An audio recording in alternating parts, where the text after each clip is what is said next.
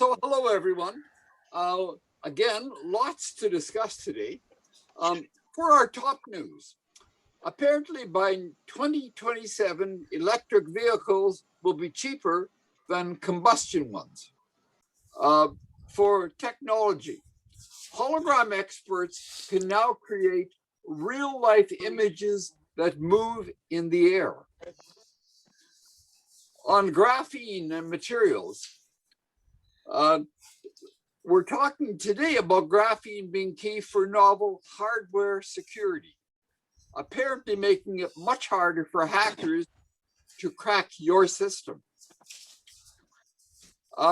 In space, in a NASA simulation of an asteroid impact, scientists concluded they couldn't stop a space rock decimating Europe. We apparently can give about 6 months of warning, but what we need is somewhere between 6 and 10 years.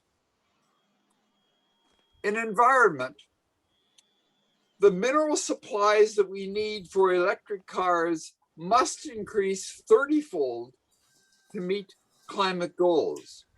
The main problems are lithium, nickel, and cobalt, but there's apparently some good news that there are promising new battery technologies that don't use these metals.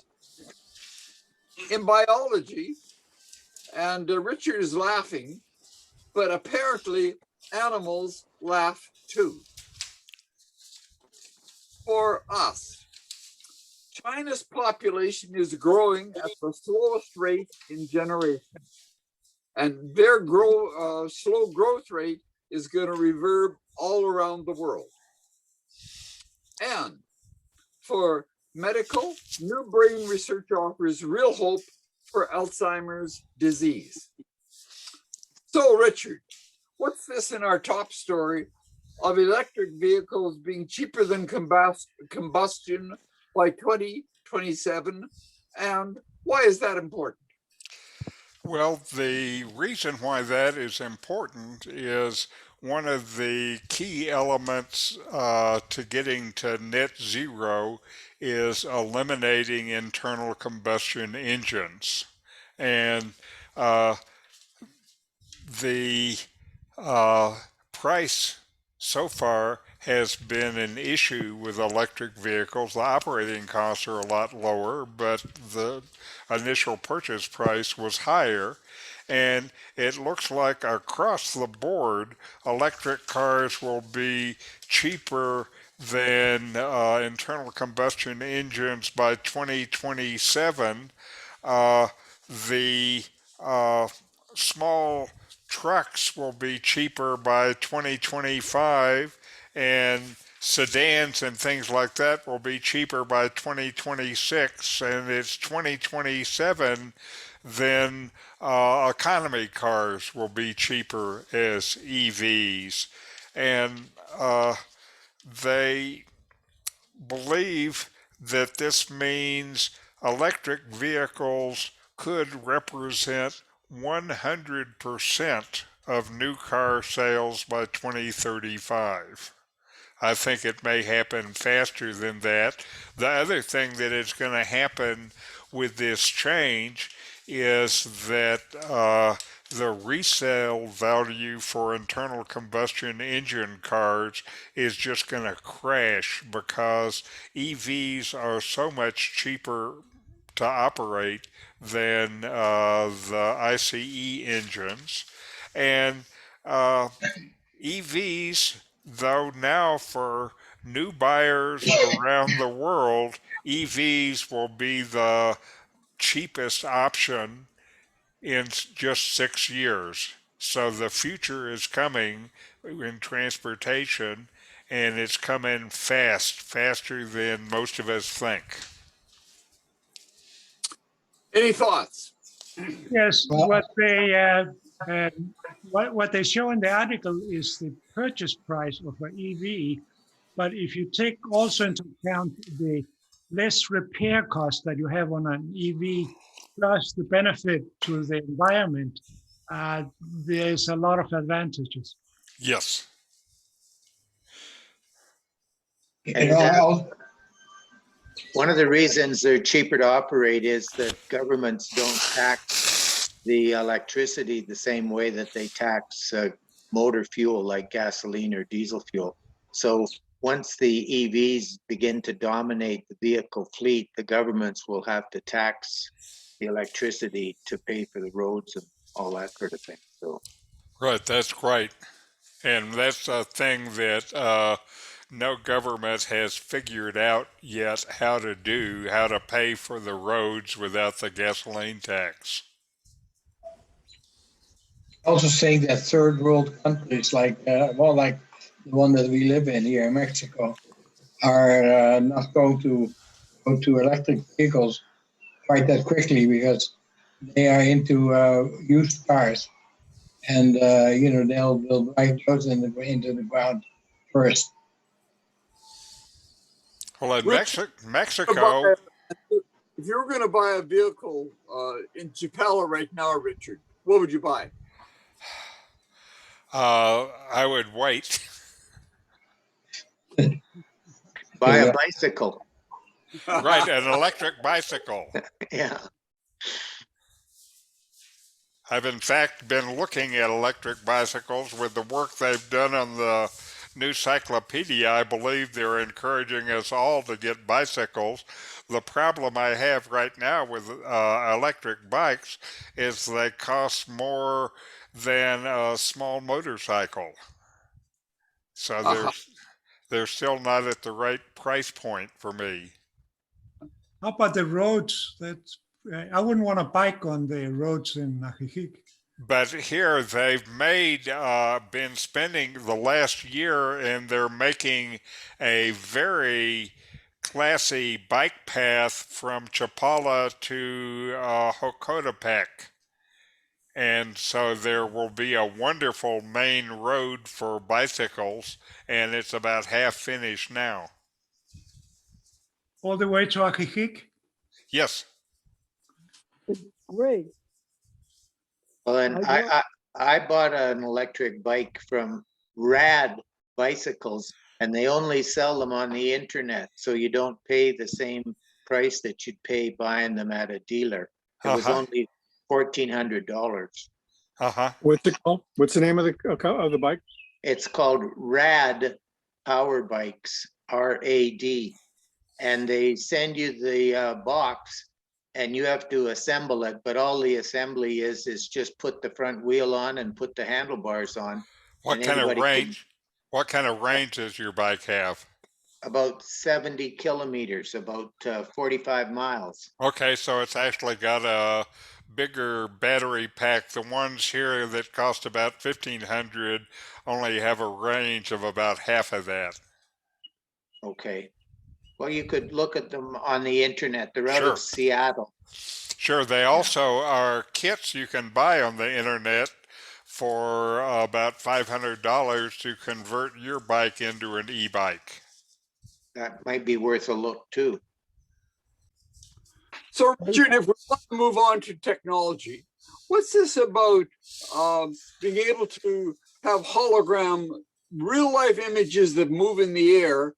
What's going on here? Now, I was excited when I heard that because, again, in science fiction, they've talked about 3D television. I think of that as 3V for 50 years. And it looks like they are getting a little closer to it. At Brigham Young University, then they have been able to make small lightsabers, for example, that they're not like movies. They look real, and you can look at them from any angle, and they still look real.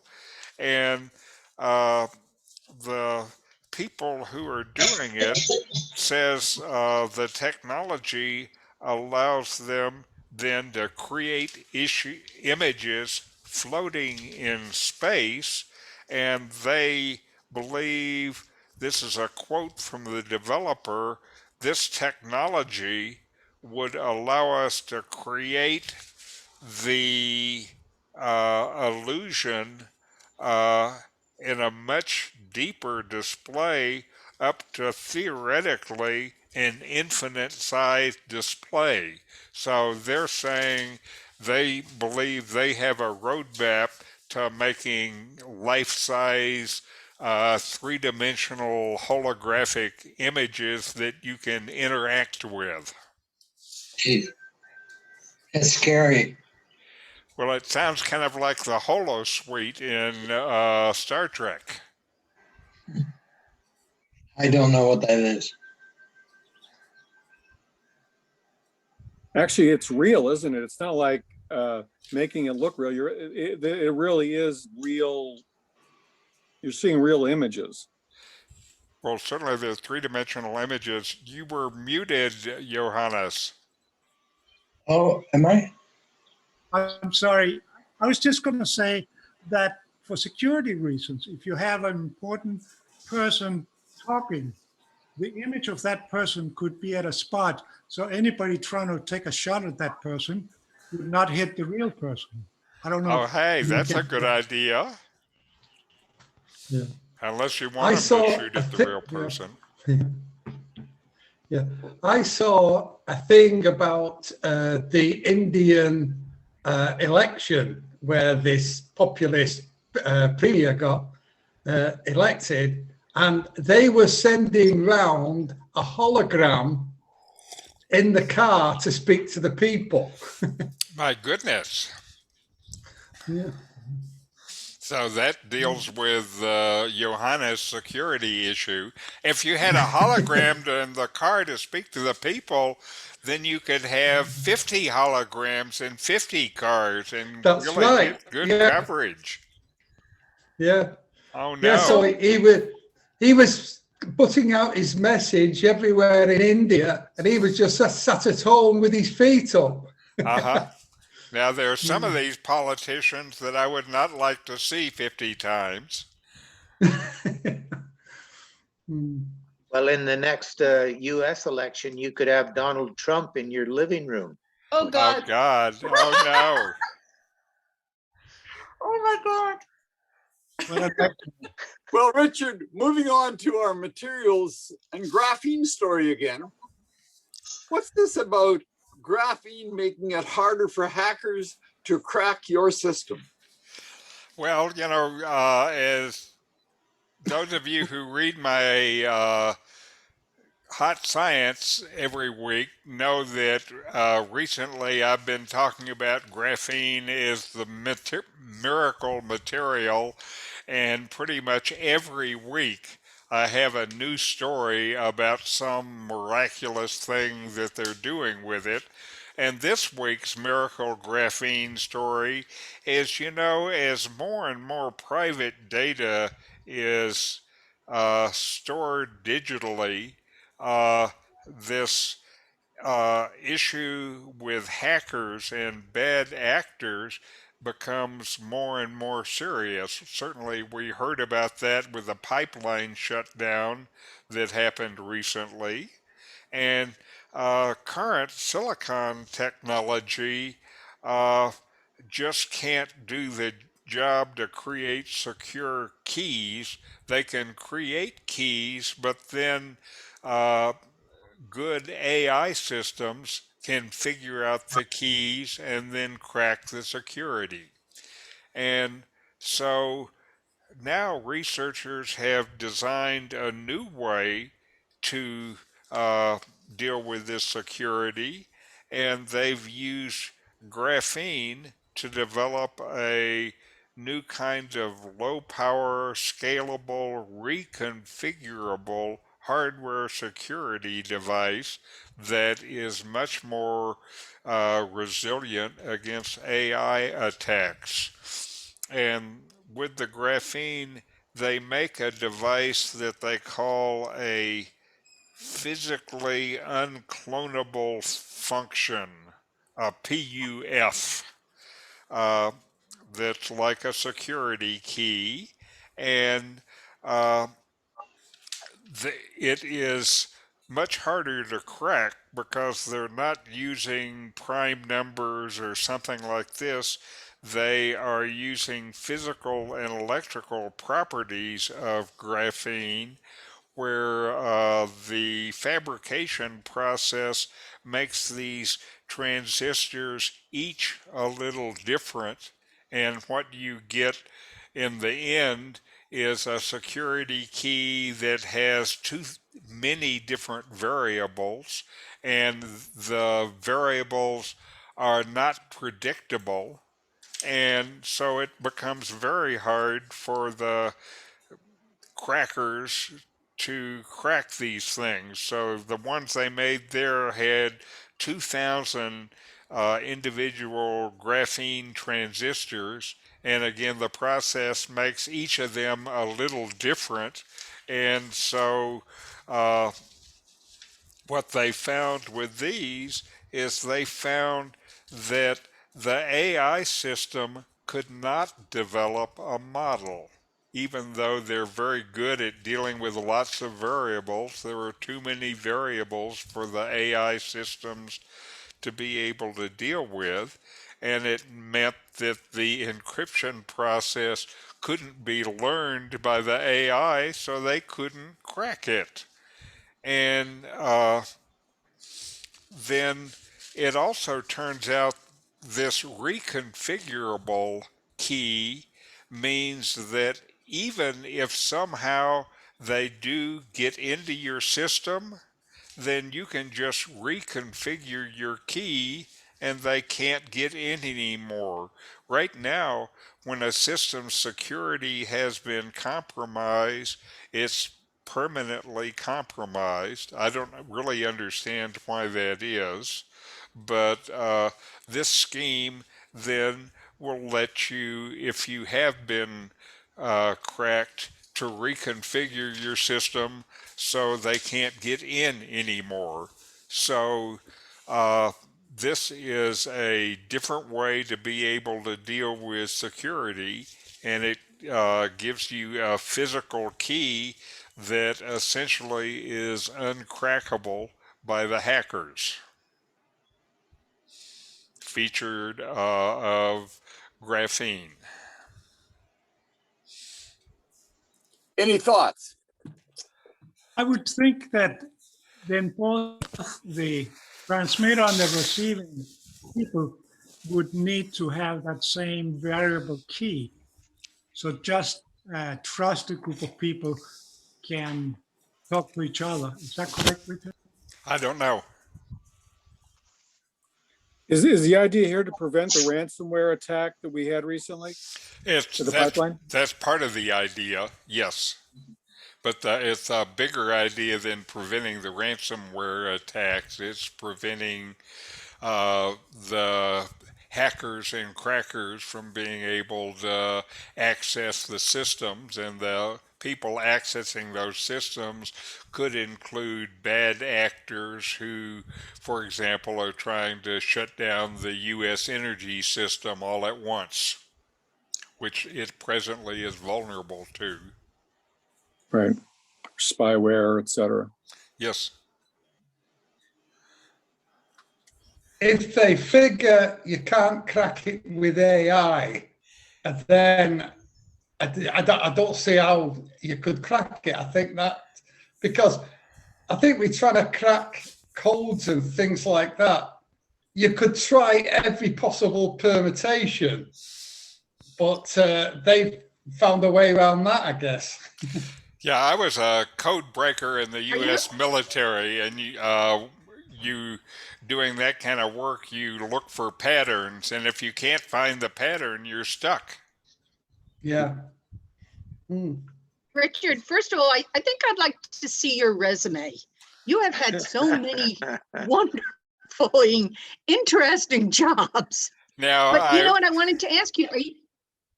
What? Go. Oh, please go ahead, Bobby. Okay. No, I was just going to ask, are you folks having a lot of ransomware attacks? Because up here, I'm in New York, and schools, colleges, they're all getting hit.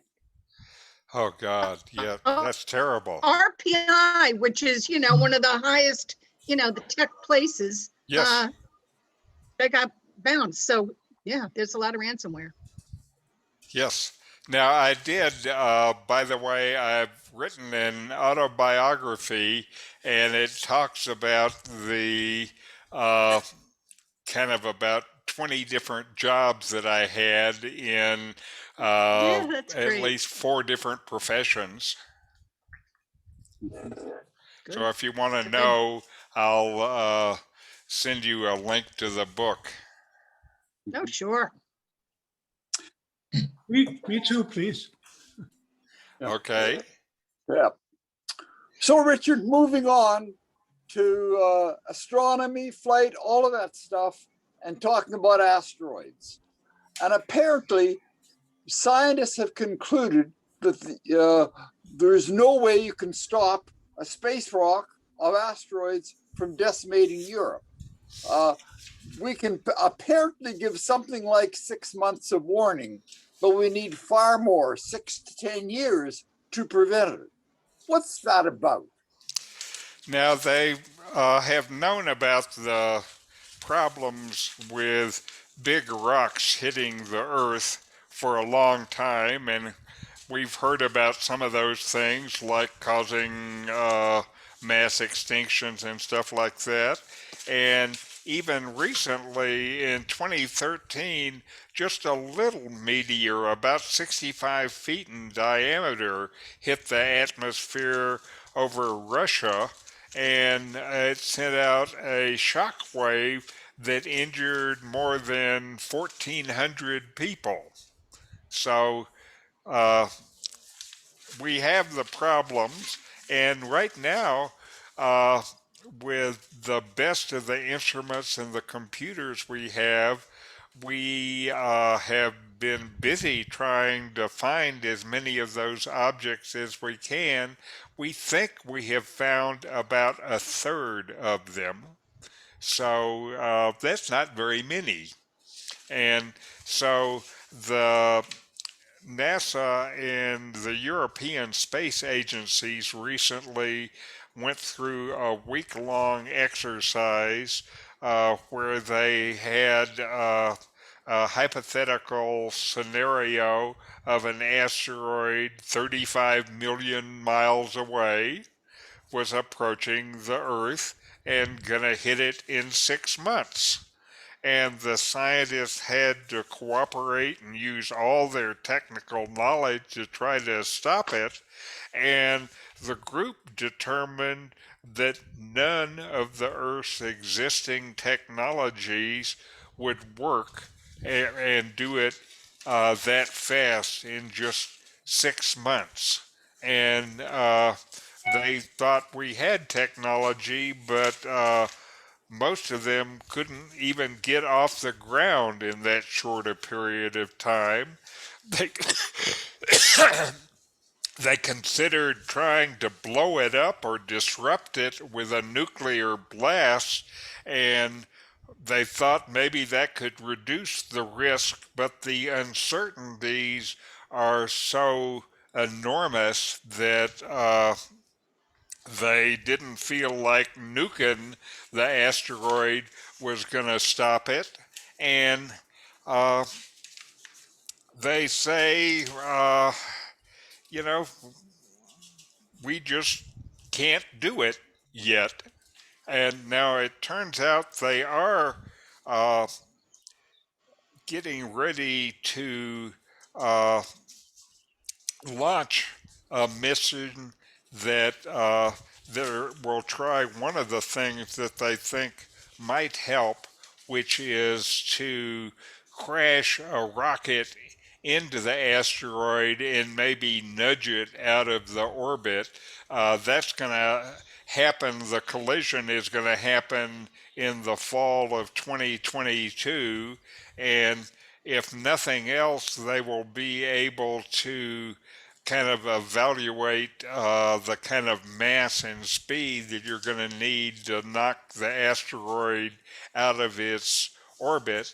they also are trying to massively upgrade the kind of equipment that we have in space to be able to locate these asteroids, and there are additional instruments that are going to go online so that we can maybe do a better survey and understand the risk that we're in. But right now, they know that there are risks. There's been a history of these things hitting the Earth. We don't know when it's going to happen next. But what they figured out from this experiment is if they find it, they can't stop the thing. Any comment? Richard, at what point do they have a sense of the trajectory? For example, where it conceivably might land, for example, Russia?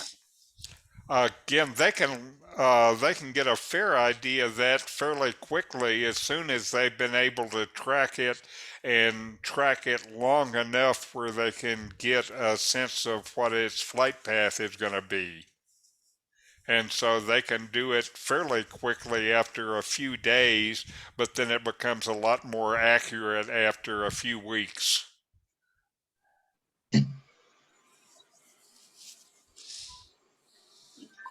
Other thoughts?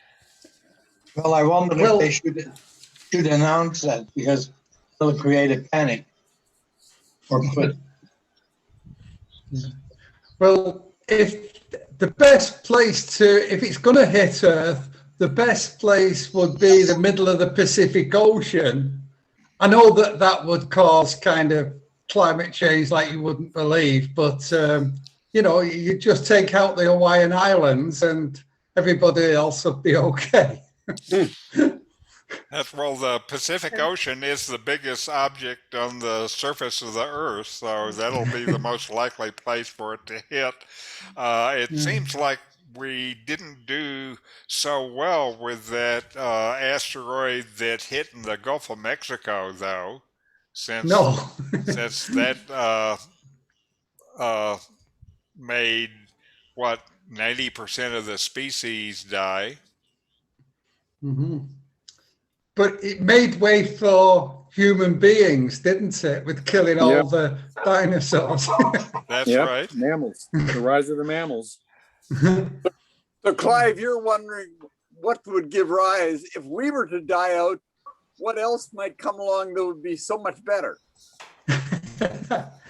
Yeah.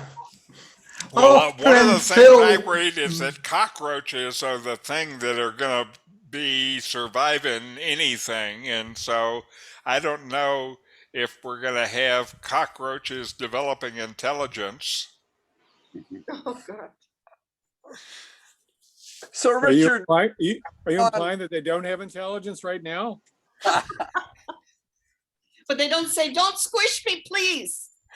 Yeah. Oh gosh. Richard, moving on to climate and electric cars. Electric cars apparently need a lot of minerals, and the supplies of these minerals, you have to increase 30-fold to meet climate goals. What's that about? Are there good news around battery technologies? Now, this is according to the International Energy Agency, so it's a pretty reputable outfit, and they say that at least 30 times as much lithium, nickel, and other key minerals may be required by the electric car industry by 2040 to meet the climate targets.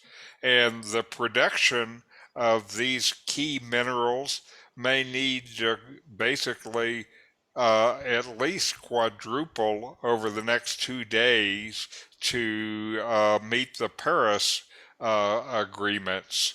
And as they have reviewed the supplies, they see the current supply plus investment plans fall short for what will be necessary to make this clean energy transition.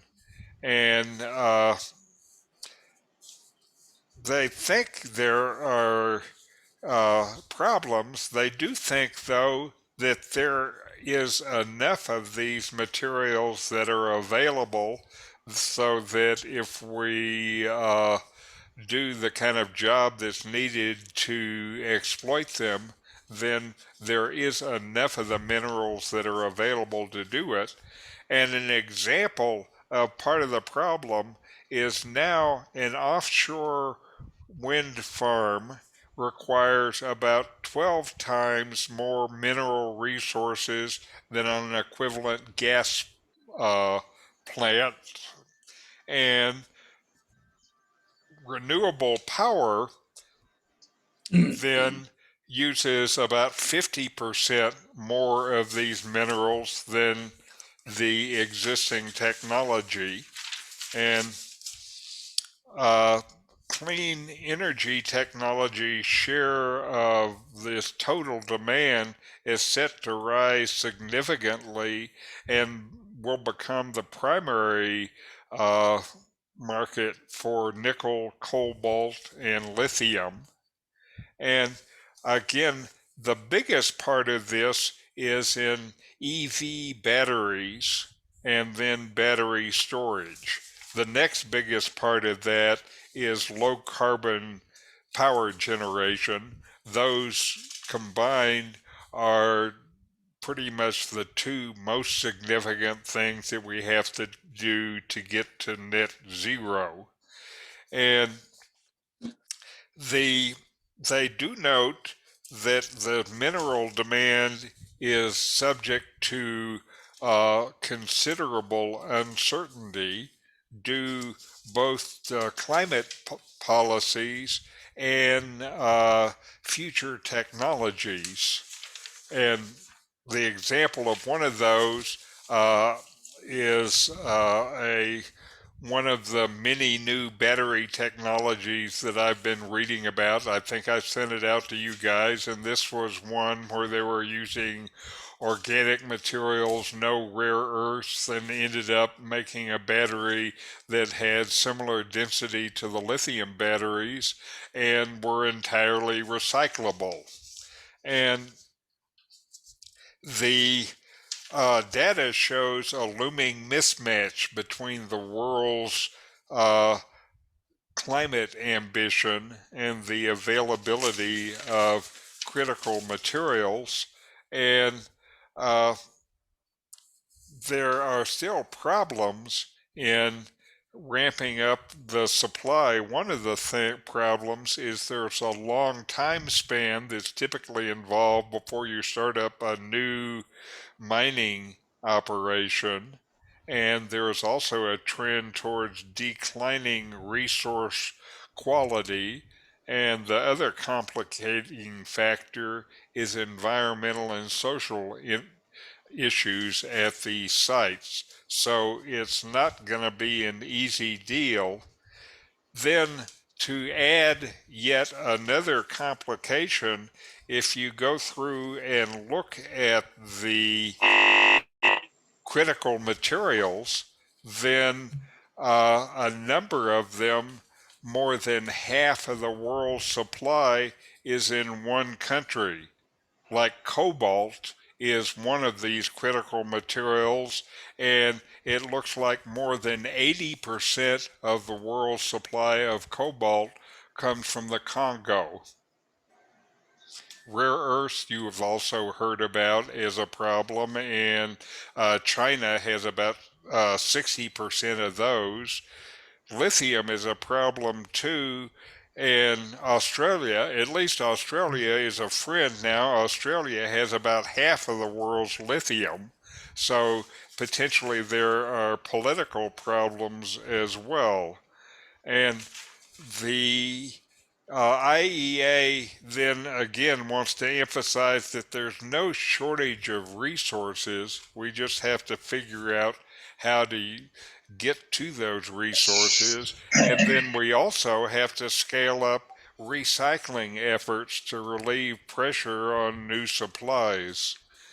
The IEA, though, does emphasize that while mining activities do produce greenhouse gases, emissions along the material supply chain do not negate the clear climate advantages of clean energy technologies. We just have to have the materials that we need to make them. Any comments? Yes, we're talking about 19 years, Richard, but science doesn't stand still. And I understand even graphene can be one of the solutions to improve the battery. So, you know, we do have time to find new ways, new technologies. Yes, and again, we're reading about them in these things that I send out pretty much every week. There are many, many, many new battery technologies that they're working on, and this is a case where the capitalist system provides the incentive. Things like batteries for cars, the demand for those are going to increase by at least a factor of 10 in the next few years. And with that kind of demand, they are actively looking for new solutions. Is there any chance that places like the United States or Russia might discover lithium and cobalt sources? Is there any prospect of that? I don't know. I think recycling or refurbishing these batteries becomes a key element. If if anybody can develop one that can be easily recycled or refurbished, that would help. Right, and that was a top item in their list of things that we need to do. So, Richard, if we want to move on to biology, what's this about animals laughing? Well, human laughter is common, but actually it's kind of a mysterious part of our evolution. They don't really know, why we laugh or what we do with it. They do know that laugh is a part of play, and it's got a social function that is very clear because it signals our cooperation or friendliness. They don't know how laughter evolved, and until fairly recently, they thought that humans were the only ones that laughed, but not a chance. Animals laugh too, researchers have found out. They looked at what they're calling laughter for animals is vocal play behavior. And they have been able to document that in at least 65 species, including primates, domestic dogs, of course, also domestic cows. I'm not sure what a cow laugh sounds like. Foxes, seals, and bird species like parakeets, of course parakeets can laugh, and magpies. And this research that they've done lays out how a phenomena once thought to be particularly human turns out to be closely tied to the behavior of other species that have social behavior as a part of what they do. And as we laugh, we're providing information to others that we're having fun, and we're also inviting others to join. This turns out to be something that animals do. Certainly anyone who has had a puppy knows about it. And so, again, I don't know what a cow laugh sounds like. Do any of you? Any thoughts? I remember hearing a research study 10 more years ago about rats that laugh, where they emit this sound, which when you tickle rats, and I think mice too, but particularly rats, they emit this high frequency noise, which they determine is probably some form of happy sound or virtually laughter. And so rats are deprived of some sort of, affection or social communication. They seek out getting tickled or whatever, and they emit these sounds, which they've determined probably was some form of laughter. Okay. Vocal play behavior. Yes, or that. Anyway, interesting. Yeah, just Google rat laughter. It'll come up. Because I did, to remind myself. Richard, how do we know that China's population is growing so slow, and what are the implications? Now, how do we know? Is China released their every decade census recently? And what the census shows is that the Chinese growth rate is the slowest that it's been in 60 years. So we know it from the census that was published. And what the census showed was that citizens over 65 have increased from about 9% to 13.5%. The working population in China hasn't increased at all, and the proportion of children grew only by a little more than 1%. And an example of how serious this is in 2020, 12 million babies were born in China. This is almost 3 million fewer than were born in 2019. So it's an 18% decrease. That's pretty significant. And there are several factors to it. One is the number of women in childbearing age was declining. And then China has been trying to deal with this. One of the things they did a few years ago was scrap their infamous one-child policy, lifting the limit to 2. This has had no effect. So it's not from the one-child policy that the birth rate has gone down. The problem is that China has industrialized so rapidly that social changes couldn't keep up.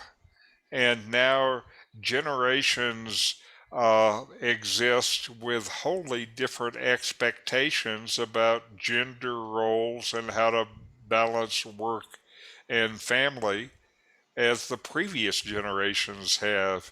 Younger generations feel like they're facing a whole different set of uncertainty and risk and difficult competitiveness in the labor market. So it's not that they don't want to have families, but it's getting difficult. And here is, as an example, this is an interview they did with Antonio, who's a legal sector worker in Shanghai. And this 34-year-old woman likes children, and as a young girl always imagined she would have one of her own. But as she grew up, life began to look increasingly unfair, and she started pushing back on the pressure of her family, who of course wants her to have children, and society and the government to become a mother. And she says, quote, "More and more I thought, this is not the life I want. I had a choice." And so women are rejecting the higher costs that parenting puts on their bodies, their careers, and personal life compared to what is put on men. And she says, honestly, I think that if the government wants people to have more children, their job is to get us to live more comfortably. It's not our obligation to have children. So I think that pretty well sums up the problem with China's declining birth rate. China is so much an influence now in world politics and in the economy of the world that I believe these kind of changes in China are going to have reverberations for the whole world. And what I see is China is going through immense changes, and we don't know how it's going to work out. Again, for a Chinese woman to say, I'm not going to have children, uh, is a very powerful statement. Any comments? Well, I think I need childcare facilities, more childcare facilities. Same in the U.S. It's too much for a woman to have a child and then oftentimes face having to work at the same time. Yes. I think that's the right idea. Yeah. I think that China has done a fantastic job of relieving poverty over the last 50 years.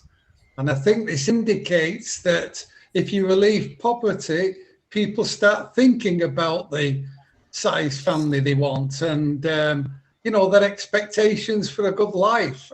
So I think the thing to do is to relieve poverty before all these third world countries become a problem. Can someone explain to me why we need more people? That seems to be the problem. We should have, it's like the world is addicted to more people and increasing GDP. I say screw GDP and we don't need more people. We need less people in the world we're moving forward with all these issues of climate change and using up all the resources and whatnot. Am I crazy in thinking that? I don't think so. I would expect that it would be better to have a smaller. I can understand what you're saying. No. Yeah, if we could reduce the. I can't hear Clive. I can't hear you, Clive. Just in response to Cliff, hasn't the world become addicted to the things that China produces? And as China's labor market goes down, does that mean that we'll have to do without the things to which we've become addicted? They'll just make them in Vietnam or India. Or Korea. Well, my point is we just don't need more people. I don't think we can get off whatever China's making. I'm just saying, as generally speaking, it's like we think the world needs more people at all. We need less people. Richard, approximately how long ago was the one-child rule rescinded? Like 20? 5 years ago. Only 5 years? Well, then there still has to be a lopsided population. Right. For women, it's still lopsided. Yeah. Yes, and certainly in two of the places, China and in India, then there are real bad mismatches in young people between the number of men and women. Well, people can then move to China and people, because there's going to be all these climate refugees over the next 50 years. All those refugees can go to China where they'll be desperate for people to work in those places where if they don't have enough people. Win-win. Well, the thing that's kept the American economy going for the last 40 years is our immigrants. So maybe it'll be China too. Yeah, exactly. That No also problem. has been one of the weaknesses. Japan in the 70s was viewed as the international competitive threat to America and our place. And Japan's uh, kind of stopped growing at the same kind of rate. And you could argue that the big reason why is that they did not allow immigration. They ran out of people. Hmm. Now, the part of the problem that you're talking about deals with, kind of fundamental background assumptions in capitalism, where all of these companies feel like what they need to do is to continue to grow. And what you need to continue to grow is you need to sell more stuff. And what you need to sell more stuff is you need to have more people buying it. Right. We don't. And when I was in high school some time ago, I was saying that all of this stuff with capitalism is a problem. It turns out, besides being a smart aleck kid, I may have been onto something. I agree.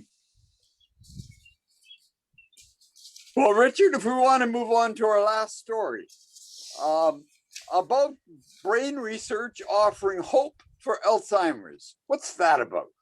Now, we discovered Alzheimer's about a century ago, and what we found out is there were two hallmarks of this devastating illness that we are aware of. The first is known as the amyloid plex, and most of the effort that we have done to try to halt Alzheimer's has been aimed at these amyloid plaque buildup, and it turns out all of the efforts that they have made so far have failed. And so it looks like it's not the amyloid plaque that causes the problem.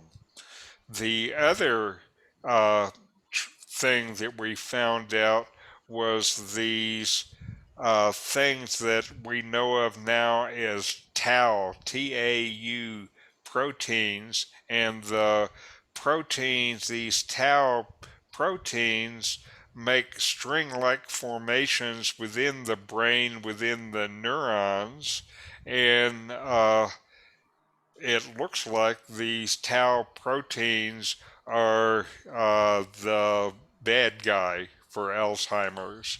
And in a new study that was investigating these tangles in the brain, then they found that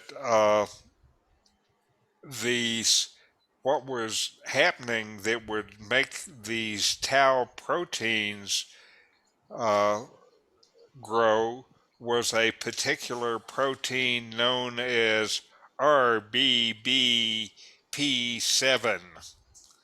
And as a marketing guy, I always tried to come up with good names for things. That's not a very good name for a protein that's killing us, I think. But anyway, and they found that with this protein ends up decreasing in the brains of people that have Alzheimer's. And so they see the decreases in this protein as being closely associated with the tau protein tangles and the subsequent death of brain cells. And so the correlation has seemed pretty high with this protein. And as they continue to research into it, they have found that there may also be an epigenetic change that takes place in the brain. When the protein RBBPF7 is reduced, then there's an epigenetic change that happens in the brain. There's a level of another protein that's known as P300 increases, and it looks like that increase of P300 makes a change in these tau proteins that have been around all along, and it causes the tau protein to detach from the structures that they're in normally and then become attached to these brain cell neurons, eventually forming the tangles that are associated with Alzheimer's. Now, what this does is it now gives the researchers a couple of avenues that look promising to be able to deal with Alzheimer's. This does not give us any kind of a cure or treatment or anything yet, but it gives them avenues that they can do research and finally make some headway against Alzheimer's. Now, these same tau proteins are involved in dementia and traumatic brain injuries. So if they're able to solve the problem with Alzheimer's, then they're going to be able to solve the problem with other neurodegenerative brain diseases. And for many of us, what we are almost the most afraid of are these kind of degenerative brain diseases. So that would make me happy. Any thoughts?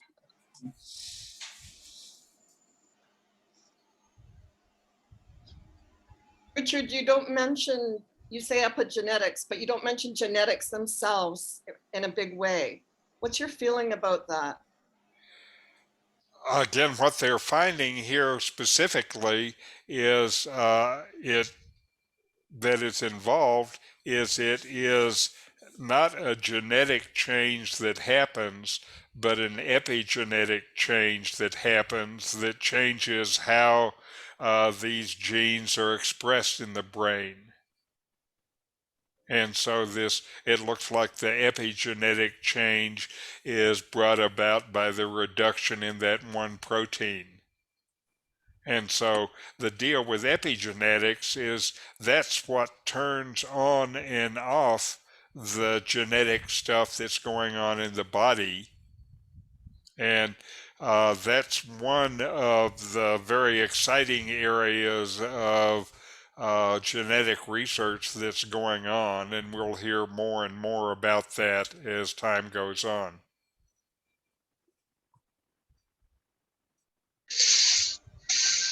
There's also a lot of talk about what goes on in your gastrointestinal tract and how that influences. Oh, sure, absolutely.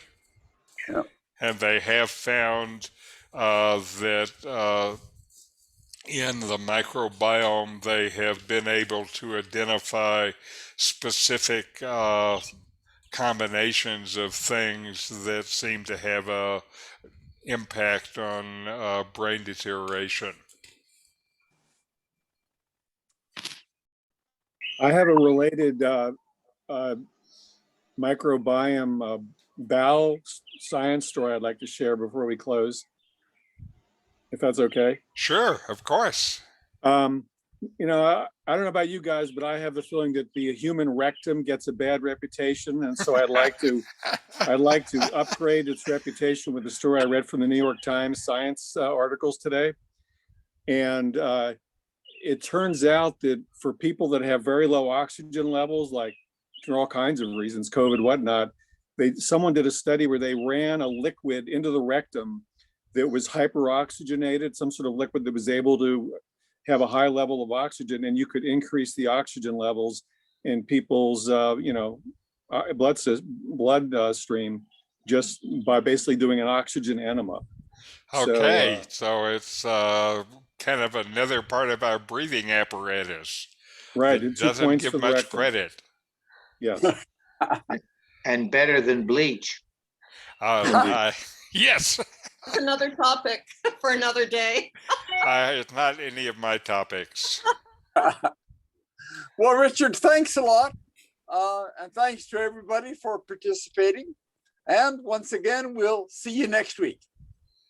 Sounds good. Yeah. Thanks. Oh, good. Good to see you all. Yes, See thanks everyone. very much, Richard. All right. Here we go.